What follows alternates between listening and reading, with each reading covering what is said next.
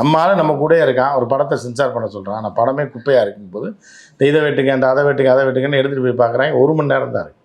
இப்போ ஒரு படம்னா 1.5 மணி நேரம் இருக்கணும். இப்போ என்ன ரீஷூட் பண்ணிட்டு வாங்கன்றப்ப காசு இல்லை.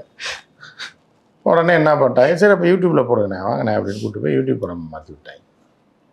அதுதான் சென்சார் செய்யும். நீங்கள் கட்சிக்காரனாக இருந்தால் கூட இந்த படத்தை வெளியே விடக்கூடாதுன்னு நினச்சின்னா, எச் ராஜாக்கே அந்த நிலைமைங்கும் போது அப்புறம் இவருக்கு என்ன நிலைமை?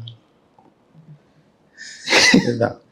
ஆனால் இப்போ பராசக்தியுடைய அந்த ரிலீஸில் வயிறெறிஞ்சு போய் விஜய் ரசிகர்கள்லாம் வந்து பயங்கரமாக பண்ணுறாங்க, தடுக்கிறாங்க, கேவலப்படுத்துகிறாங்க, அசிங்கப்படுத்துகிறாங்கன்னு சொல்லி அந்த படத்துடைய ப்ரொடியூசர் ஆகாஷ் பாஸ்கரன் வந்து ஒரு ஸ்டேட்மெண்ட் கொடுத்துருக்காரு.